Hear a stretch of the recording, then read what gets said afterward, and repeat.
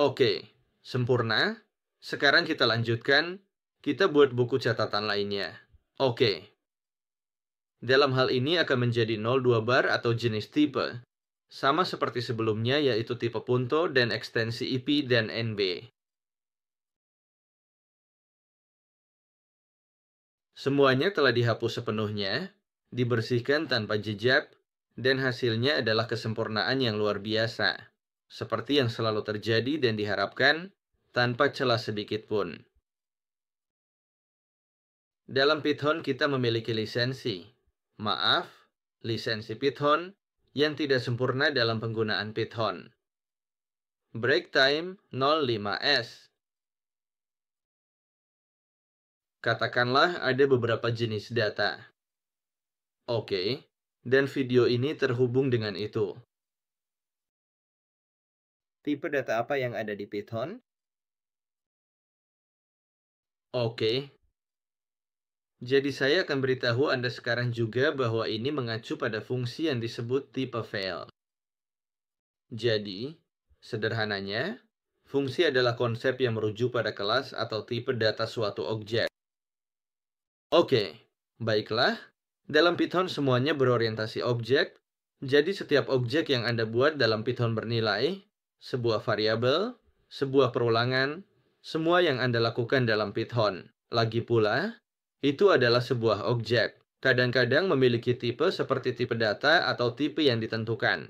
Sekarang saya kira beberapa contoh akan menjadi lebih jelas.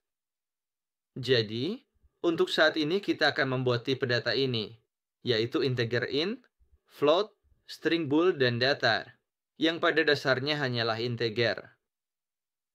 Kita akan melakukannya pada palang rendah jadi tidak, dan itu akan berhasil. Di dalam, ini adalah bilangan bulat tanpa desimal. Misalnya, 30, float, bar, rendah, saya taruh, bar rendah. Sebab jika tidak, jika saya taruh float di sini, Anda lihat ia melakukan fungsi untuk membuat sebuah angka. Katakanlah, float. Oke, kalau begitu float, misalnya, adalah 4,3 str. Bar itu untuk membuat string. Sebuah rangkaian teks, pada dasarnya, jadi, selalu, selalu, selalu, pakai tanda kutip, dan kita akan tulis di sini. Misalnya pp, oke, dan apalagi yang kurang, dan oke. Itu pada dasarnya tidak merujuk apakah itu salah atau benar. Dan sekarang, jika saya tulis true, kalian lihat akan tercetak dengan warna biru muda. Oke. Dan jika saya tulis false, juga tercetak dengan warna yang berbeda. Oke, tapi ya, saya sudah membuat 4 variabel. Baik, kita juga akan membuat datetime yang digunakan untuk membuat tanggal dalam hal ini. Oke, untuk membuat tanggal dan ini berasal dari sebuah pustaka. Jadi ini sangat penting. Misalnya, untuk membuat deret waktu, contohnya di data science atau di machine learning. Dan ini, pada dasarnya, memberikan sedikit lebih banyak abstraksi pada kode ini. Oke, kita akan memanggil kelas ini dan, ya, kita punya variabel ini dan kita berikan nilai datetime. Saya menyalin ini dari sini, saya akan menggunakannya untuk melakukan sesuatu, yaitu menaruh sebuah fungsi yang namanya now. Oke, sempurna. Dan sekarang saya akan melakukan print. Oke. Dalam hal ini, kalian sudah tahu tentang print, saya akan mencetak semuanya sekaligus. Int, float, string, bool, dan kali ini oke. Saya hanya ingin kalian melihat semua tipe yang ada. Jadi kita lihat, untuk tipe integer kita punya 30, lalu kita punya 4,3 untuk float, string untuk teks adalah pp, true adalah true, dan oke. Dan kalau kalian perhatikan di sini kita punya sebuah tanggal. Tanggalnya adalah tepat saat saya membuat video ini. Yaitu, ya, tepat sekarang, tanggal saat ini, oke, sempurna. Jadi, setiap kali kita ingin tahu tipe dari sebuah variabel, kita harus menulis type dan misalnya memasukkan variabelnya. Saya akan memasukkan variabel ball, oke, dan akan muncul bahwa itu adalah boolean, oke. Saya akan melakukan sesuatu yang berbeda. Saya akan membuat sebuah variabel di sini yang namanya in2. Oke, saya akan kasih nilai pp. Oke, lihat, ini supaya kalian tidak tertipu. Maksudnya, nama variabel bisa apa saja. Oke, jadi di type, saya akan memasukkan variabelnya ke dalam. Jadi, apa yang harus muncul di sini? Kalau saya ingin tahu tipe dari variabel ini, ya, seharusnya bukan integer yang muncul, tapi string, dan memang benar, yang muncul adalah string. Jadi, kamu selalu bisa menggunakan perintah ini untuk, katakanlah, mengetahui tipe dari setiap variabel. Karena pada akhirnya kamu akan bekerja dengan mentransformasi data atau mengubah kode sesuai dengan tipe data tersebut. Baiklah, mari kita lihat bersama-sama. Latihannya akan seperti ini. Kita akan melakukan latihan ini secara menyeluruh dan mendalam, sehingga kita bisa memahami setiap aspeknya dengan baik.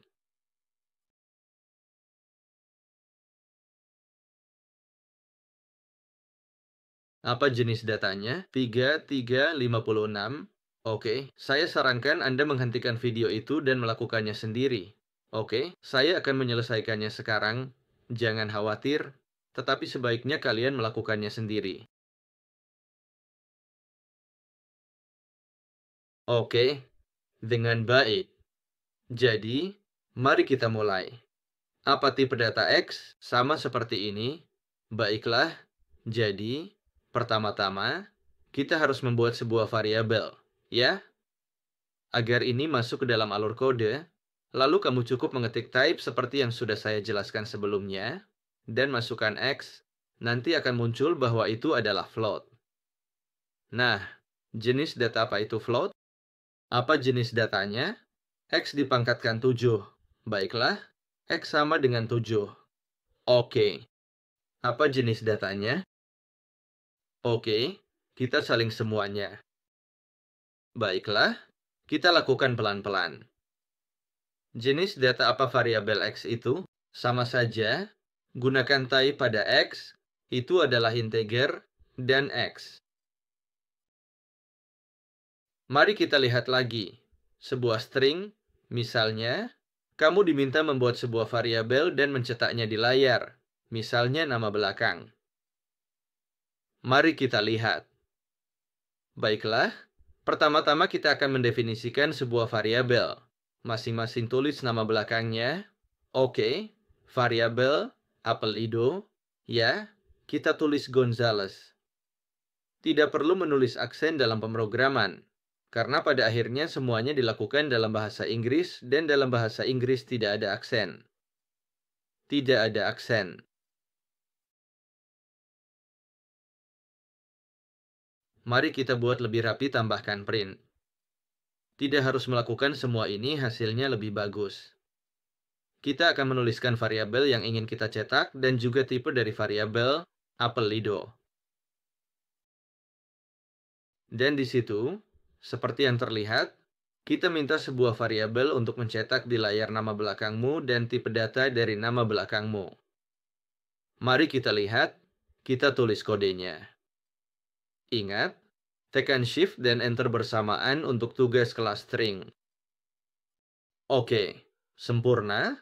Ayo, sekarang, berhenti sebentar untuk mengonversi lebih lanjut. Kita salin ini, lalu tambahkan komentar yang lebih cepat.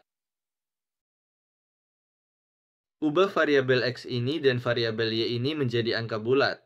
Oke, sekarang kalau kita perhatikan di sini, variabel ini bukan angka bulat, tapi float, ya. Dan variabel Y juga bukan angka bulat, melainkan string. Bagaimana cara mengubahnya? Sebenarnya cukup sederhana. Kita bisa tulis sim sama dengan, yim sama dengan, oke. Dan hanya untuk mengonversi tipe data apapun. Untuk tipe data yang Anda cari, dalam kasus ini kita menginginkan sebuah integer, yaitu int dari x dan di sini katakanlah in dari y. Oke? Dan kita lihat apa yang terjadi. Kami mencetak x, y, y. Oke. Pertama adalah x dan sempurna, lalu memberikan kita hasilnya. Tetapi yang saya inginkan adalah mengonversi bilangan bulat. Baiklah, saya punya perkiraannya di sini. Oke. Mari kita lihat. Kita melakukan hal yang sama seperti sebelumnya. Saya ingin ambil tipe X dan tipe Y. Oke. Mengapung dan bersenar. Oke, di sini kita melihat bahwa itu belum dikonversi. Kamu tahu, karena saya mencetak variabel di sini. Dan saya baru saja mengganti namanya menjadi variabel. Nah, ini namanya sin, tempat saya membuat perubahan, tapi saya tidak menyebutnya dengan benar. Tidak. Kami menjalankan kodenya. Dan sekarang ya, mereka utuh. Perubahan telah dilakukan di sini. Ayo, selanjutnya.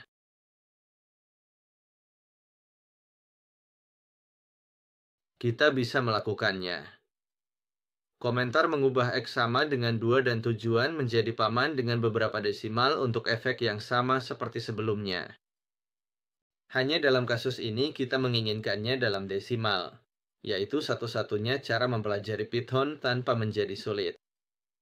Sekarang ini, dengan menulis apa yang sudah saya tahu dan kamu mendengarkan saya, adalah dengan mengerjakan semua latihan.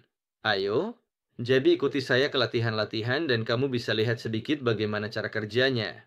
Jadi kita ambil lagi. Saya akan salin variabel-variabel ini.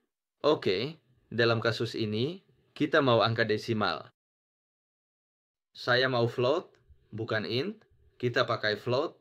Oke, di sini juga sama float dan, ya, ada sedikit trik. Kalau kamu memilih sebuah kata di editor pemrograman seperti Visual Studio atau Colab dan menekan Ctrl D, kamu bisa memilih kata yang sama, yang ada di bawahnya. Oke, kita akan pakai float untuk kasus ini dan sama. Kita cetak juga.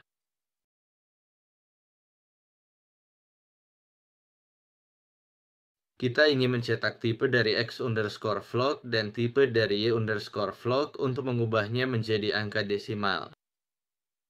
Mari kita lihat apa yang terjadi. Ya sudah, sekarang sudah dalam float. Lanjut yuk, ubah x sama dengan 5 dan y sama dengan -3 menjadi string. Ya, sama seperti sebelumnya, kamu salin semua ini, salin saja. Semua kode ini oke. Tapi kali ini bukan angka 2, melainkan 5, dan bukan string 92, melainkan angka negatif ini. Oke, baiklah.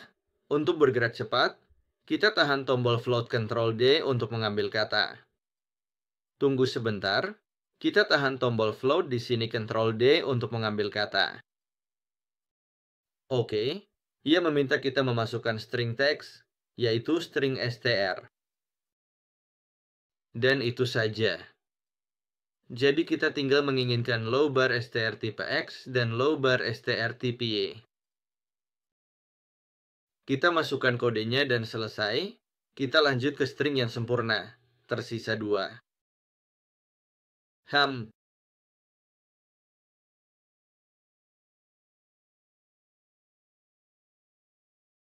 Cetak 3 jenis data numerik paling dasar yang ada dan berikan contoh masing-masing.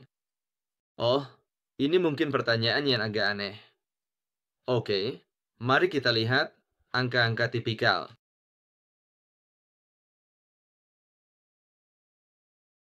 Baiklah, ini sedikit lebih rumit. Maksudku, saya katakan apa yang saya kecam. Ya, pada dasarnya mereka akan berupa bilangan integer, float, dan bilangan kompleks yang belum saya jelaskan. Jadi, pertama-tama, tipe data ini, ya integer dan kompleks juga boleh. Saya ingin mencetak ketiganya. Saya ingin print dengan garis bawah, kompleks. Diskon boleh, dan untuk bilangan bulat, ya misalnya 5, bilangan desimal, ya 34, dan bilangan kompleks. Di sini ada sesuatu yang baru, misalnya 1 ditambah 2J. Dan ini, pada dasarnya, saya akan carikan definisi singkatnya. Oke? Karena sekarang ini, bilangan kompleks di Python, ya karena bilangan kompleks. Sekarang saya juga belum tahu untuk apa dipakai. Ya? Pernahkah saya menggunakannya? Biasanya, untuk bilangan tak hingga dan semacamnya.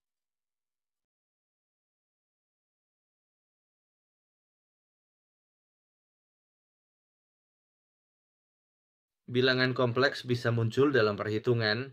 Pahami bahwa J ini adalah bagian dari bilangan kompleks. Kita akan lihat artinya. Dan ya, kita bisa lihat di sini kita punya bilangan bulat, bilangan desimal, dan bilangan kompleks. Apakah Anda melihat bagaimana hasilnya? Hasilnya berbeda. Seolah-olah itu adalah tupel. Oke, sempurna. Tuple. Anda akan melihat apa itu. Dan akhirnya, mari kita lihat bagaimana kita dapat melakukan konversi variabel X ini ke dua tipe data numerik lainnya yang telah Anda sebutkan di atas sebelumnya. HH sempurna baik X sama dengan 9,8.